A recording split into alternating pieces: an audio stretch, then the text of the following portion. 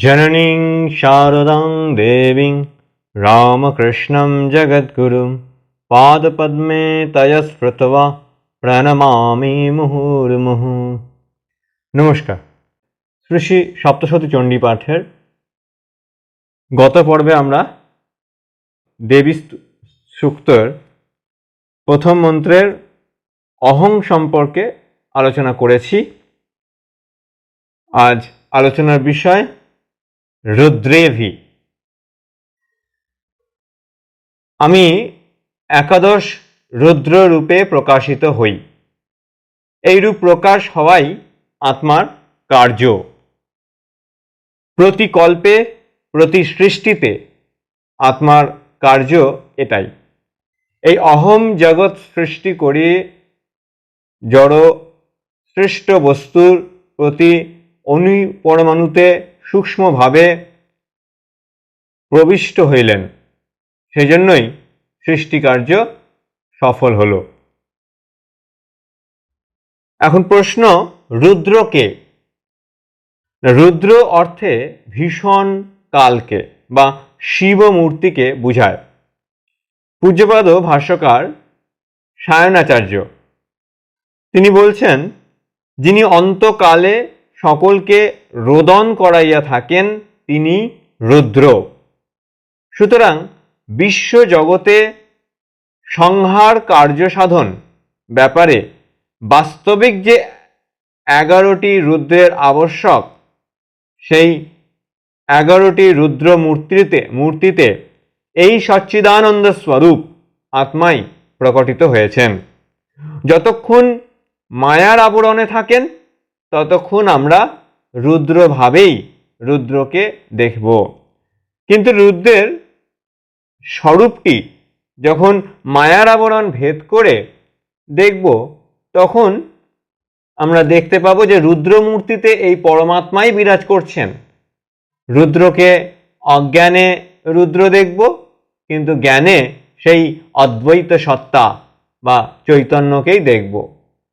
যাহা সত্য তাহাই দেবী সূক্তে বলা হলো। আমরা সেই সত্য উপলব্ধি করতে পারি বা না পারি, ভাগ্যে থাকিলে একদিন এই দেবী সূক্তের অহমের সন্ধান আমরা পাবই। সত্যের সন্ধান পাওয়া সত্যস্বরূপা মা ব্রহ্মশক্তির কৃপা সাপেক্ষ।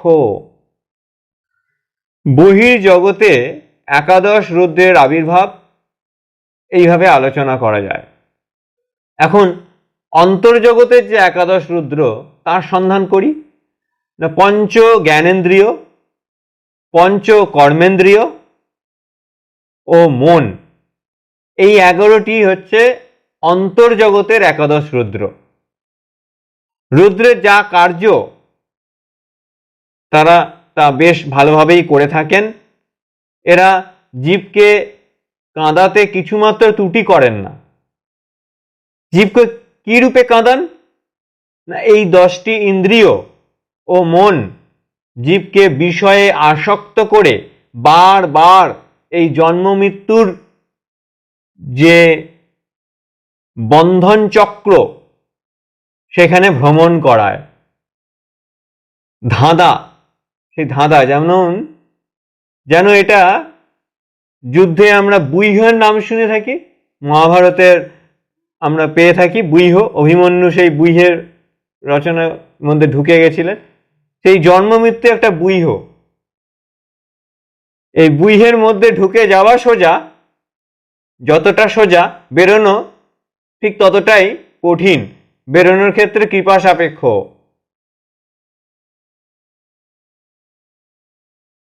যতদিন পর্যন্ত এই একাদশ রুদ্রের অধীনে জীব থাকে ততদিন তার মুক্তি অসম্ভব। সুতরাং ভবযন্ত্রণা ভোগ করতে থাকে।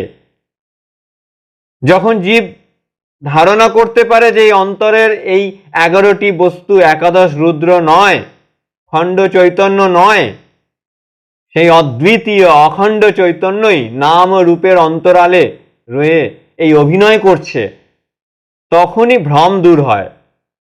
আর এই 10 ইন্দ্রিয় ও মনের স্বরূপ প্রকাশ হয়ে পড়ে।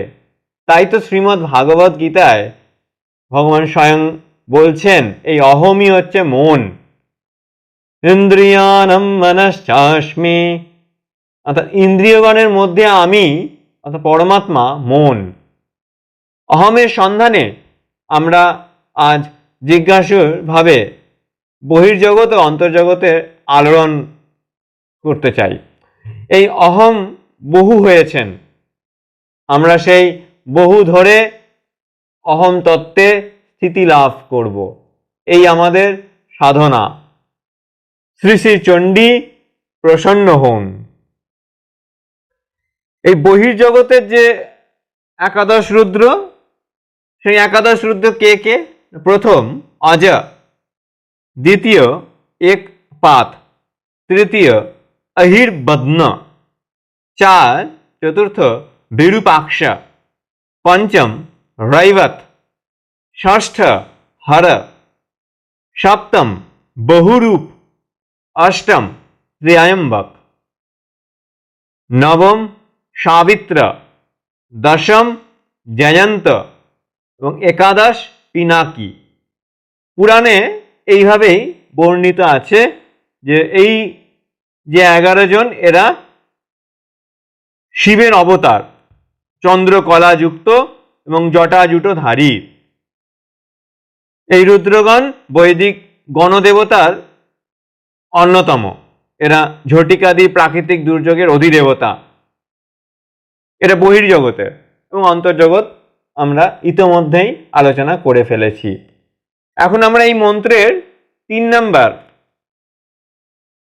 বসুভি এই তত্ত্বে আসি। বসুভি কি না, অষ্টবসুকে বলা হচ্ছে। আমি অর্থাৎ এই পরমাত্মা অষ্টবসু দেবমূর্তিতে বিচরণ করি। চিরকুমার জিতেন্দ্রীয় মহাত্মা ভীষ্মদেব এই বসুগণের মধ্যে অন্যতম ছিলেন। মহাভারতে আমরা জানি যে মহাত্মা ভীষ্মদেব এই অষ্টবসুর এক বসু। শান্তনু ও গঙ্গার উপাখ্যানে এই ভীষ্মের জন্মের কথা আছে। বেদে বসুগণের যে মূর্তির কথা আছে তাতে বসুগণকে দেবতা শ্রেণীর এক জাতীয় বলেই আমরা জানি। তো বসুগণের নাম ও মূর্তিতে তাদেরকে অন্যান্য দেবতা হতে ভিন্ন মনে করে থাকি, কিন্তু অষ্টবসুগণের নাম ও রূপের অন্তরালে যে অধিষ্ঠান চৈতন্য আছে তিনি দেবী সূক্তের অহম। অষ্টবসুগণের স্বরূপ যদি আমরা দিব্য চক্ষুতে দিব্য চোখে দেখতে পাই, তাহলে আমরা দেখতে পাবো যে এই অহং বা আত্মা এই বসুগণের নাম ও মূর্তি ধারণ করে প্রকাশিত হয়েছেন। যেমন সচ্চিদানন্দ স্বরূপ আত্মা একাদশ রুদ্ররূপে প্রকাশিত হন, সেই রূপই সেই আত্মাই আবার অষ্টবসু রূপেও প্রকাশিত হন। জগতে নাম ও রূপ অনন্ত ও বিভিন্ন, কিন্তু সকল নাম ও রূপের বিভিন্নতার মধ্যে একটি অদ্বিতীয় বস্তুকে অর্থাৎ আত্মাকে স্বরূপে অভিন্ন রূপে পাওয়া যায়। কোটি কোটি বিভিন্ন মূর্তির আধার স্বরূপে যে চৈতন্য বিরাজমান, সেই চৈতন্যই এই দেবী সূক্তের অহম। সুতরাং স্বরূপে আমি অর্থাৎ এই জীব যে বস্তু, একাদশ রুদ্র যে বস্তু, অষ্টবসু সেই বস্তু। সেই অবিকারী নিত্য বস্তুটি কি যা সর্বত্র রয়েছে? সেই নিত্য বস্তুটি এই দেবী সূক্তের অহম। এখন আধ্যাত্মিক রাজ্যে এই অষ্টবসুর সন্ধান দেখা যাক কি হয় না। বসু কথার আক্ষরিক অর্থ ধন বা ঐশ্বর্য। সুতরাং সাধন রাজ্যে অষ্টবসু কথার দ্বারা যোগমার্গের অনিমা, লঘিমা, প্রাপ্তি প্রভৃতি অষ্ট যে বিভূতি তার ইঙ্গিত করা হচ্ছে। এই অষ্টবিধ যোগৈশ্বর্যের মূলে সেই অখণ্ড চৈতন্য বা এই দেবী সূক্তের অহংই আছেন। চৈতন্যই অষ্টাঙ্গ যোগের বিভূতি রূপে প্রকাশ হন। যোগৈশ্বর্যগুলি আত্মারই, জড়ের নয়।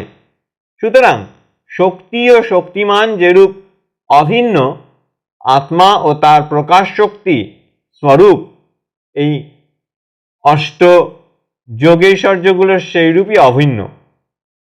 অহমই অষ্টবিধ যোগৈশ্বর্য রূপে প্রকাশ পান। শ্রীমদ্ ভাগবত গ্রন্থে বসুদেব কথার অর্থে শুদ্ধ সত্য গুণকে বলা হয়েছে। সুতরাং সাধকের অষ্টবসুর উদয় হলে বা শ্বেদ, অশ্রু, পুলক, কম্প ইত্যাদি অষ্ট প্রকারের যে সাত্ত্বিক ভাবের বহির্লক্ষণ প্রকাশ পায়, তাহলে সাধকের আত্মার ঐশ্বর্য রূপে আমরা এই উক্ত সাত্ত্বিক ভাবগুলোকে গ্রহণ করে থাকি। এই অহং সাত্ত্বিক ভাব সকল রূপে প্রকাশিত হন। এই অহংই সাত্ত্বিক ভাব সকল। শ্রী মহাপ্রভু চৈতন্যদেবের এই অষ্ট সাত্ত্বিক বিকার যখন তার মহাভাব আসত, আমরা ঠাকুরের ক্ষেত্রেও পেয়ে থাকি যে এই মহাভাবে যে অষ্ট সাত্ত্বিক বিকার কি তার পরিচয় শ্রী রামকৃষ্ণ কথামৃতে পাই। এখন যে স্থূলভাবে যে বসু, যে অষ্টবসুর কথা, তারা কে কে না, এক হচ্ছেন ভব, দুই ধ্রুব, তিন সোম, চার বিষ্ণু, পাঁচ অনিল, ছয় অনল, সাত প্রত্যুষ, আট প্রভব। এরা হচ্ছেন যে ওই অষ্টবসু। অর্থাৎ তিন প্রকার অষ্টবসু। এই জিনিসটি আমরা কি পেলাম? একটা এই ভবধ্রুবাদীর নাম অষ্টবসু, একটি হচ্ছে আমাদের যোগের যে অনিমা লঘিমা প্রাপ্তি সেইটি, আর আরেকটি হলো যে অষ্ট সাত্ত্বিক বিকার। এই তিনটে তাহলে আমরা পাওয়া গেল, এবং এই তিনটেই সেই দেবী সূক্তের অহংকেই প্রকাশ করছেন। এই অহংই তাদের প্রকাশমান। এখন আমরা 3 নম্বর তত্ত্বে যাই। মন্ত্রের 3 নম্বর শব্দ আছে আদিত্যয়ী, অর্থাৎ আমি দ্বাদশ আদিত্য রূপে প্রকাশ হই। আদিত্য 12টি আদিত্য স্বরূপ এই অহম। দ্বাদশটি 12টি সূর্যের অধিষ্ঠান চৈতন্য রূপে এই সচ্চিদানন্দ স্বরূপ পরমাত্মাই আছেন। সূর্যকে আমরা জড় হিসাবে দেখি, কিন্তু ওই জড় সূর্যদেহের অধিষ্ঠাত্রী দেবতা আছেন যিনি জড় নন, যিনি চিদ্বস্তু আত্মা।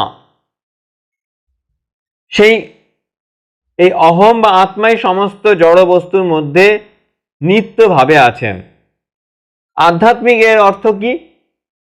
আধ্যাত্মিক অর্থে মন, বুদ্ধি, চিত্ত, অহংকার, এই অন্তঃকরণের 4টি সত্ত্ব, রজ, তম গুণ ভেদে দ্বাদশ প্রকারের হয়।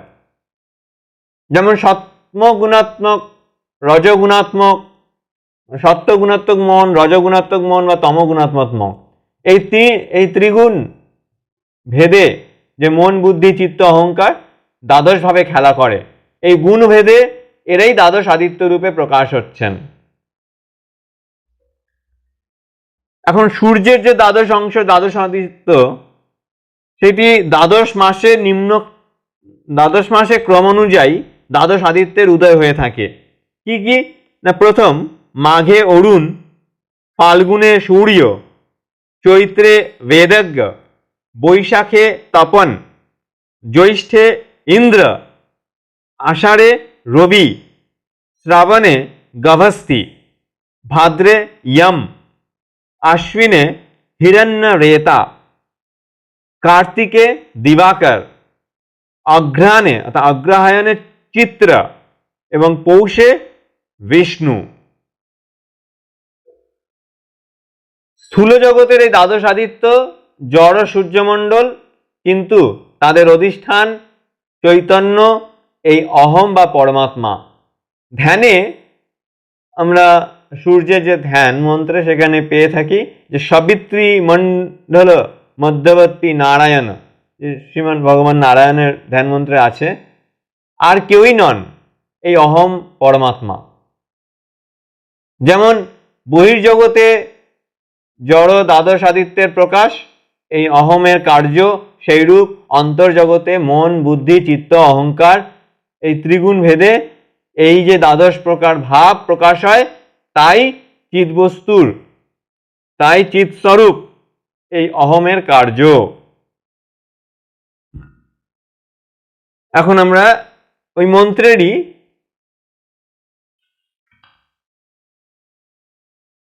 অহম রুদ্রের ভীর্বসু ভিশ্চ অহম আদিত্যৈ ঋতৈ বিশ্বদেবৈ। এখন আমরা বিশ্বদেবৈ নিয়ে আলোচনা করি।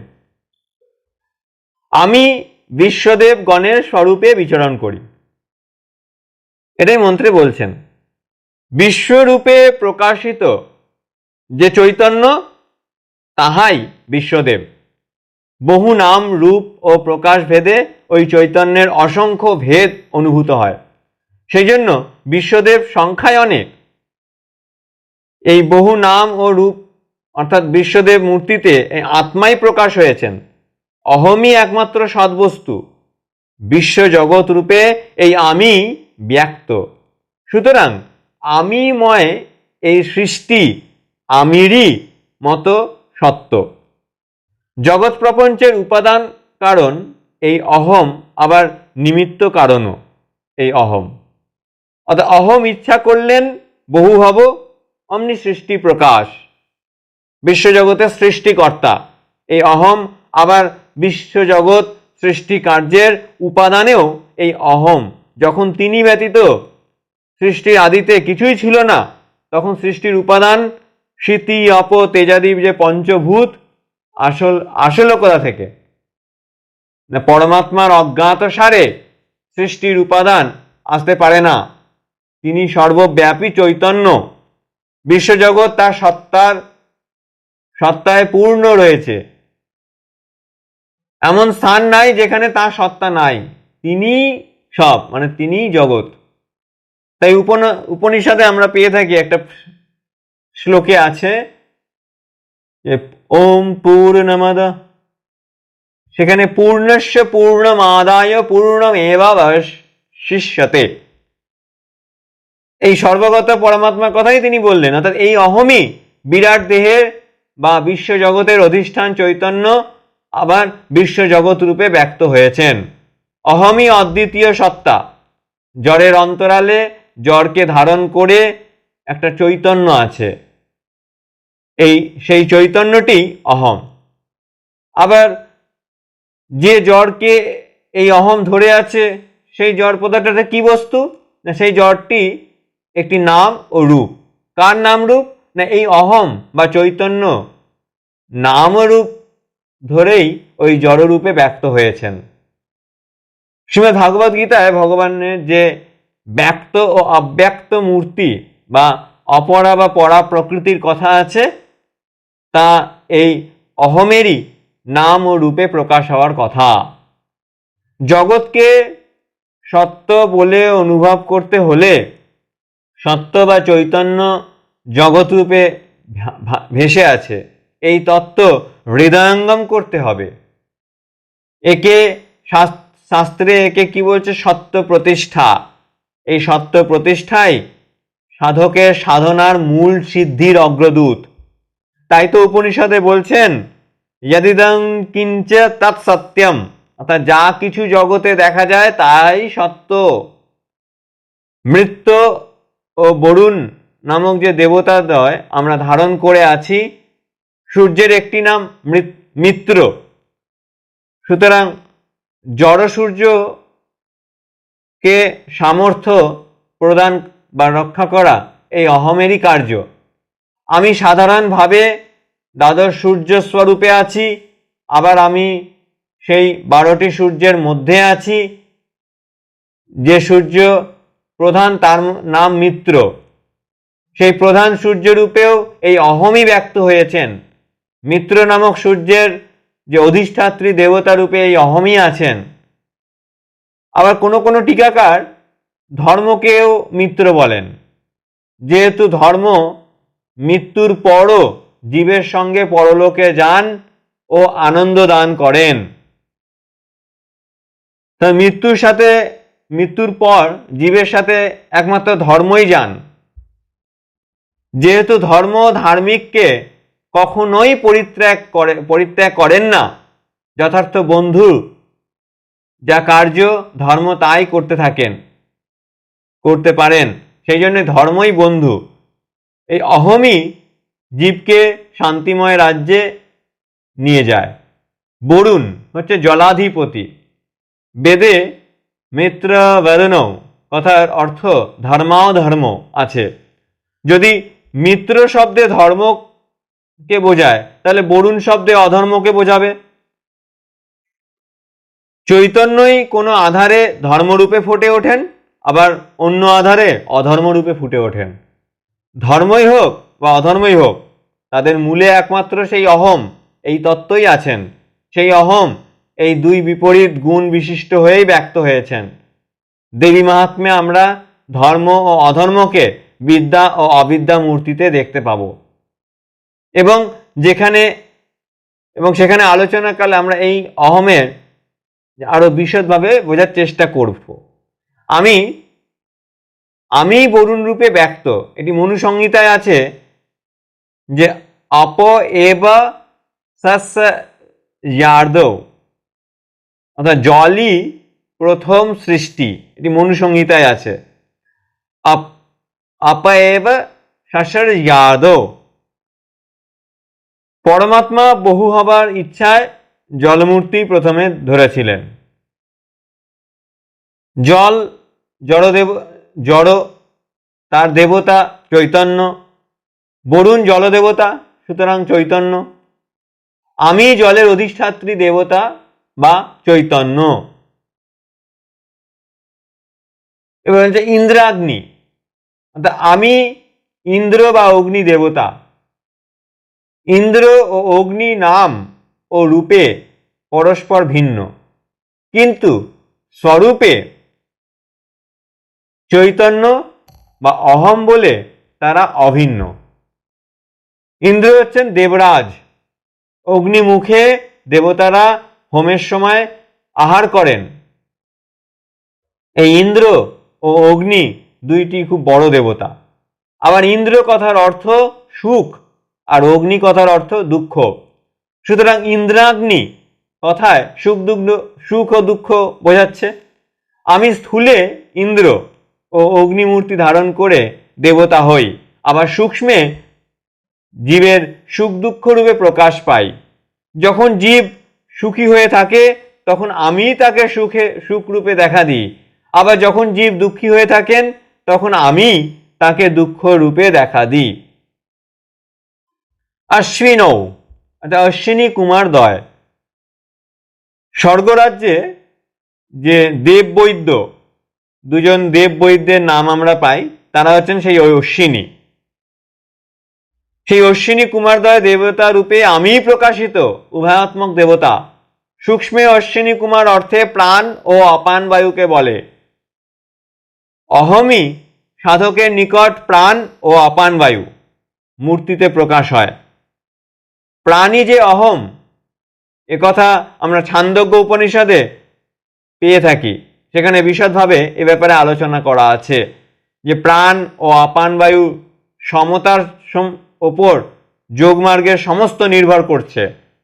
শ্রীমদ্ ভাগবত গীতায় আছে প্রাণ প্রাণ সমৎকৃত্বা, অর্থাৎ যে প্রাণ ও অপান বায়ু যোগীর বিশেষ লক্ষ্যের বিষয়, সেই প্রাণ ও অপান বায়ু রূপে আমি অর্থাৎ অহং রূপে জীবের মঙ্গলের জন্য প্রকাশিত হই। সুতরাং প্রাণ ও অপান বায়ুর স্বাভাবিক কার্য জীবদেহ রক্ষা করা। আমি প্রাণ ও অপান বায়ু রূপে জীবকে রক্ষা করছি, জীব আমার সংবাদ রাখে না। আমি তার নিঃশ্বাস প্রশ্বাস রূপে থেকে তাকে বাঁচিয়ে রাখছি, সে এই অহমের দিকে দৃষ্টি করে না। আবার যখন যোগের সাহায্যে জীব এই প্রাণ অপান বায়ুকে নিয়ন্ত্রণ করে এবং সে থেকে যোগে শৌর্য লাভ করার চেষ্টা করে, তখন এই অহমই তার নিয়ন্ত্রিত প্রাণ ও অপান বায়ু রূপে ব্যক্ত হয়ে জীবের অভীষ্ট পূরণ করতে সাহায্য করে। এই দেবী সূক্তের অহম নানা রূপে নানা নাম ধরে এক হতে বহু হয়েছেন। আমি এই বহুর মধ্যে বিরাজিত একটিমাত্র অখণ্ড সচ্চিদানন্দ স্বরূপ আত্মারই সন্ধান পাব। নাম ও রূপ ধরে সাধনার প্রথম স্তর গঠিত। উপাসনায় সিদ্ধি হলে সকল নাম ও রূপের অন্তরালে এই একটি মাত্র সত্তা বা এই অহমকেই দেখব। অহম নাম রূপে ভাসে আছে, আবার সমাধিতে নাম রূপে ডুবে গেলে এই অহমই একমাত্র ভাসে থাকেন। তাহলে আমরা দেবী সূক্তের সেই প্রথম মন্ত্র ওম অহম রুদ্রর্বির্বশুবিশ্চ অহম আদিত্যরুতে মরত বিশ্বদেবৈ অহম মিত্রবরুণভাবেহম অহম ইন্দ্রাগ্নি অহম অশ্বিনভা। এই মন্ত্রটি আমরা বিশদভাবে আলোচনা করতে সমর্থ হলাম। তা ব্রহ্মরূপিণী আদ্যাশক্তি দেবী ভাগবতী দেবদেবী রূপে বিরাজিতা, ইহাই দেবী সূক্তের প্রথম ঋকের প্রতিপাদ্য বিষয়। একৈবাহম জগত্তত্ত্ব দ্বিতীয় কা মাম পরা পশ্বৈতা দুষ্টময়্যেব বিশ্বন্ত মদ্ভূতয়া। দেবী শিশুচণ্ডীতে দেবী বলছেন, আমি আমার বিভূতি দ্বারা বহু দেবদেবী রূপে বিরাজ করছি। দেবী আত্মস্বরূপকে অনেক মূর্তিতে বহু রূপ প্রকারে প্রকটিত করেন। ব্রহ্মরূপিণী দেবী ভগবতী একা অদ্বিতীয়া। সমুদয় দেবতা তাঁরই অনন্ত শক্তির বিভিন্ন প্রকাশ মাত্র। দৈত্যপতি শুম্ভ তার আসুরিক বুদ্ধিতে এই তত্ত্বটি উপলব্ধি না করতে পেরে দেবীকে বলেছিলেন যে তুমি অন্যান্য দেবতার সাহায্য নিয়ে অসুর সৈন্য ক্ষয় করছো, এতে তোমার নিজের গর্ব করবার কিছু নাই।